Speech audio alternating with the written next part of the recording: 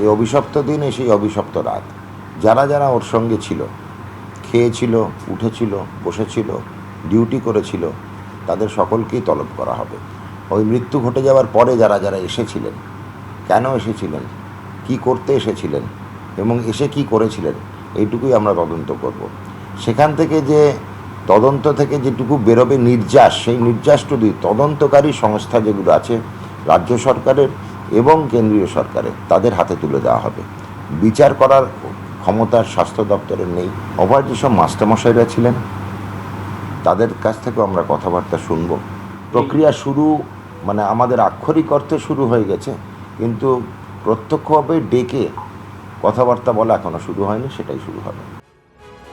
তিলোত্তমা ধর্ষণ খুনে এবার স্বাস্থ্য ভবনের তদন্তের আওতায় আনা হচ্ছে নিহত চিকিৎসক তরুণীর সহকর্মীদের। 9 আগস্ট চেস্ট মেডিসিন বিভাগে ডিউটিতে কারা ছিলেন, কাদের সঙ্গে খাওয়া দাওয়া করেছিলেন তিলোত্তমা, তাদের পরপর ডাক পাঠাচ্ছে স্বাস্থ্য ভবনের তদন্তকারী দল। খুনের ঘটনার পর কারা কোন উদ্দেশ্যে আরজি করে গিয়েছিলেন তাদেরও তলব করছে স্বাস্থ্য ভবনের তদন্তকারী দল। অনুসন্ধানে পাওয়া তথ্য তুলে দেওয়া হবে পুলিশ ও সিবিআই এর হাতে। আগেই অনেকের বয়ান রেকর্ড সিবিআই এর, আগের এবং পরের বয়ান মিলিয়ে দেখা হবে খবর সূত্রে।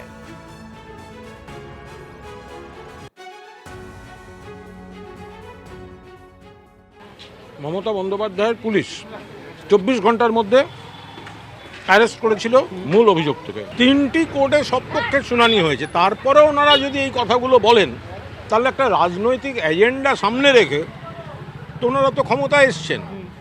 তাহলে এখন ওনারা কী করলেন 2 মাস ধরে? শুধু একে আমরা একে বলেছিলাম শাস্তি দিতে হবে, আমি সাসপেন্ড করলাম। ওটাকে ন্যায় বিচার বলে না, ওর মধ্যে অন্যায় বিচারও আছে। সত্যি কিছু থাকলে সেটা সামনে আসার কথা, সেটা তো সিবিআই এতদিন ধরে করলো। সিবিআই কার? তো এই সিবিআইকে তো তৃণমূল নেতাদের বাড়ি বাড়ি পাঠিয়েছেন, শুধু আরজি করে সিবিআই কাজ করতে পারলো না।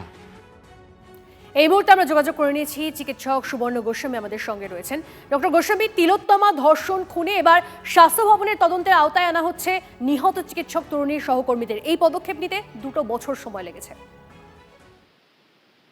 এইটাতে দেখুন 2 বছর সময় লেগেছে তো বটেই, কিন্তু স্বাস্থ্য দপ্তরে সে সময় যারা শীর্ষ পদে ছিলেন তাদের অনেকেই এখনো স্বপদে বহাল রয়েছেন, এবং তাদের স্বপদে বহাল রেখে যাদের বিরুদ্ধে অভিযোগের আঙুল উঠেছে বারবার সেই সময়ে, তাদেরকে স্বপদে বহাল রেখে কিভাবে স্বাস্থ্য দপ্তর 2 বছর বাদে ঘটনা তদন্ত করবে, আমরা কিন্তু তা বুঝতে পারছি না। 1 নম্বর।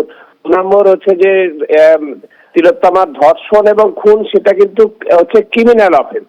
এই ক্রিমিনাল অফেন্সের যে মূল তদন্ত সেটা তো আর স্বাস্থ্য দপ্তর করতে পারে না। ক্রিমিনাল অফেন্সের যে তদন্ত ধার এখনো হাইকোর্ট ন্যস্ত করেছে সিবিআই এর উপরে।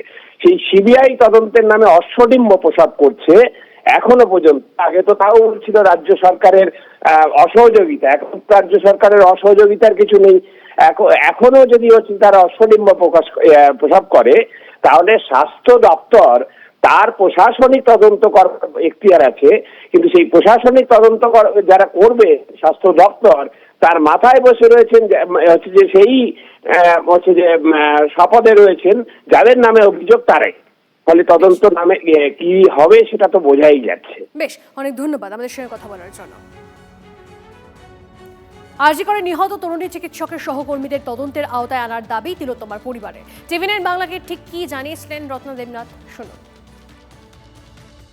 শ্মশানে তদন্ত করে আমাদের এলাকার 3 জনকে অভিযুক্ত এটা ধরা যাবে, কিন্তু সেই রাতে যারা 4 জন ওর সঙ্গে খেয়েছিল তাদের যতক্ষণ না অ্যারেস্ট করা হবে, এবং সুমিত রায় তফাদার যে আমার মেয়ের ভিপি ছিল, আর অরুণাভ দত্ত চৌধুরী তিনি এখন মালদা মেডিকেল কলেজে আছেন, তাদের যতক্ষণ ধরা না হবে ততক্ষণ এর সুরাহা হবে না।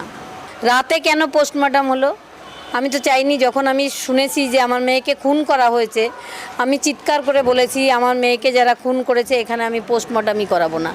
সেইখানে রাতে পোস্টমর্টম হলো, চালান ছাড়া পোস্টমর্টম হলো, অনেক জিনিস রয়েছে, অনেক তথ্য রয়েছে। সবগুলো খতিয়ে না দেখলে আসল অপরাধী বার করা যাবে না। টিভি9 বাংলা সুস্বাস্থ্য 2026। যাদের হাতে আমাদের প্রাণ তাদের জানাই সম্মান। যে চিকিৎসকরা আমাদের জীবনটাকে ঘিরে রেখেছেন তাদের সম্মান জানাবো আমরা। টিভি9 বাংলা হেলথ কনক্লেভ।